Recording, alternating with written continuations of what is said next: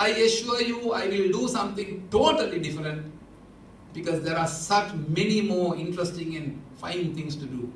Because we, our generation, never had the opportunity of doing these things. I can assure you. My mother and father decided what I was going to do.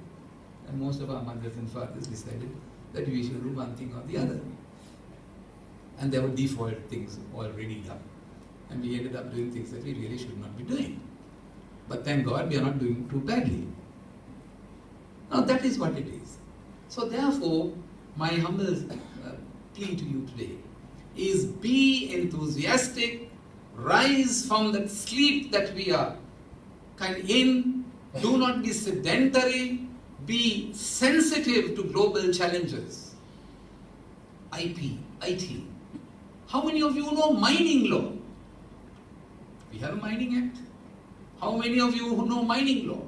How many of you know offshore exploration? Today we are doing offshore exploration off the Gulf of Mannar. We have to get experts to find out how to even block the seabed. We do not have people. That's the kind of thing that we are facing today. So think of these global challenges, think of these areas that you can probably exploit yourself by doing the law. And remember, not all of us don't make good advocates. It's not a question, there is no brilliance in probably coming to a court. There are lots of other people who are doing various other activities by making use of the law as a platform. Now you will soon see this year, I'm sorry, I'm just taking a few more minutes.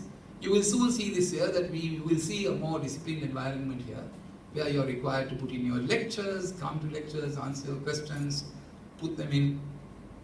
Now remember, make full use of that. I still remember the obligations I know is what the last 6 lectures Mr. Ratna Sabhapati actually delivered to us in that block. And that is what actually stuck in me, and I went and set the obligations paper and passed without any problem at all. I still have my set of notes. I still have the notes of Mr. Rastanji on contract. I still have those, and I occasionally peep into them also. So that is the kind of thing that you need to be focused. Talk to your lecturers, drive them mad if you want to. Push them and say, no, look, we are here from 2 o'clock in the afternoon, please make sure that you are here at 2. Tell them. That is an obligation we lecturers actually owe you. Not use this as a pastime, part-time exercise, just to fill their free time. That is a little message I want to send out to the lecturers too. Because your future is in our hands. And we owe an obligation to you, not to make an obligation to you, to ensure that that obligation is carried out in the proper way. So my dear friends, these are the few things that I thought I should tell you. Remember, having said all that, let me tell you, enjoy yourself as much as you can. Make good friends. Quite frankly, I met my wife here. She was a wonderful friend. And we had a great time. Make good friends. Play, moot courts, sport, and learn to be sporty. Learn to be fair. There is nothing greater than to be fair. One of the things that I always ensure in my court, for example, is that even if you dismiss an application, you say something to ease the tension. I would say the application is dismissed, but the authorities, I would strongly recommend that this be given favorable consideration. Something to get life going. That is the spirit of interdependence that we need to inculcate. Remember, none of us are islands. For me to do my work, all my friends who are here, and all my court staff, and everyone has to do a lot of work to get that work done. To get you to the apex of doing an exam and succeeding in it, there's a lot of work that needs to be done. For us to run our courts, and when you pass out and go there, to run our courts, we expect you to, when you stand there, to know your rudiments. There is no way. We do not want to produce lawyers who come to court not even know whom they are appearing for. That is the sad state of play. Now today I had an application where the brief was that thing. And the first submission he made was that his application was time bound. In fact, it took me back a little. I thought I heard it wrong. That the application was time bound. So then I said, well, are you moving to withdraw it? I think I should actually think about it the next time. I said, no, there's nothing to think about. You say it's time bound. And we very politely dismissed the application. If he says it is time bound, what more do I need to do? You might think that these are fair stories. These are not fair stories. Today we have people who are complaining to us that they have actually received a divorce decree without ever contacting any lawyer. In other words, where the husband has actually written 2 lawyers, one for himself and one for his wife. That is the state of play. I can rattle to you 1,000 stories. All of us here are fighting day in and day out to keep this. Mr. Ikram Mohammed will tell you the disciplinary tribunal, he is the chairman of it, as to what trauma we go through in keeping this fabric together. We do not want you to become lawyers of that type. My dear students, let's take a pledge today that we will rise to the heights of legal acumen so that we can take our Sri Lanka's legal system to the heights that we can be proud of. Let me finally tell you how important it will be to learn the rules of etiquette and conduct. Very soon we will be gazetting based on Bangalore principles. We will be gazetting very soon a code of conduct for judges.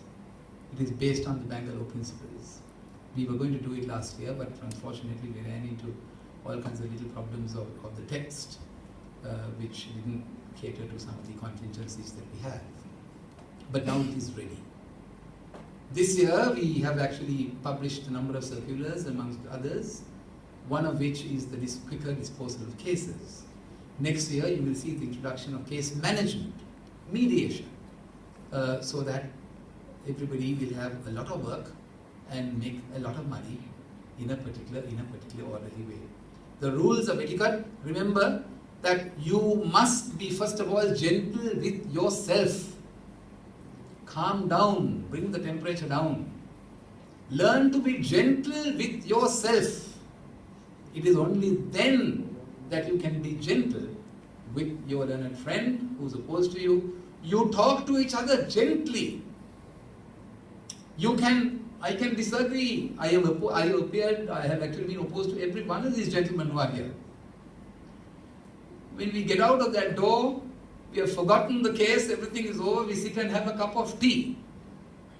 Why? Because we learn to be gentle with each other, to understand, have common humanity. That's something very important. You don't talk harshly to each other. That's why we call each other our learned friends. My learned friend. Why do we say that? You don't say Mr. Pereira or Mrs. Zibla or Maya. We don't say that. We greet each other gently, honorably, because we are an honorable profession. Remember that courtesy to your neighbor and even to your clients eventually. Remember that what has been bestowed on you on the day you take your oath will be a public trust. The persons who come to you come in the full trust that you will do your best for them. It is in that confidence that they leave their cases with you to share the great burdens that they carry when they come to our courts. So, my dear students, I think I have said enough. I'm done.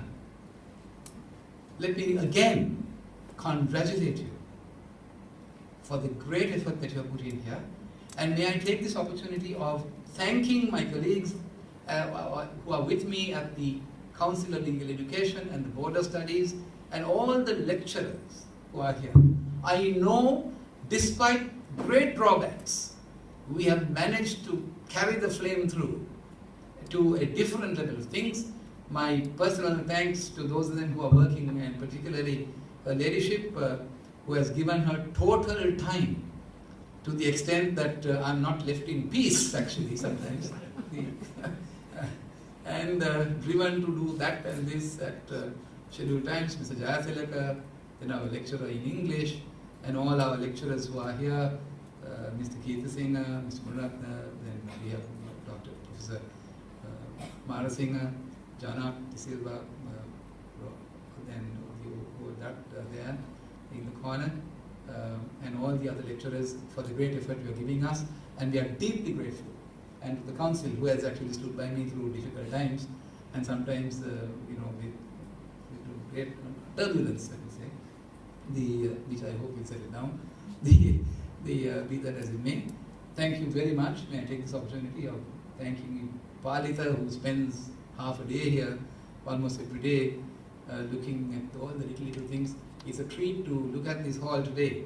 And I'm told that everybody is eagerly waiting to show me the ladies' room. I don't know why. But they want me to see the ladies' room. So there must be something impeccable about it. So I thank the ladies for using the ladies' room in the way they are using. And don't waste too much of time powdering yourself. But be that as it may, let me, finally, say a great thank you. Have a great 2015. Remember, I'm there for you. We are all there for you. You can bother us at any time. And if there is a problem, and let's talk to each other, remember that this is a great partnership in which the partnership is nothing but for profit, like any other partnership, as the definition goes. And it is in a true spirit of partnership that I invite you to join with us in this great venture, so that we will lift our legal system to the heights that we would like it to be. Thank you very much. May I wish you all the blessings of the Triple Gem and God's choicest blessings in 2015. God bless you.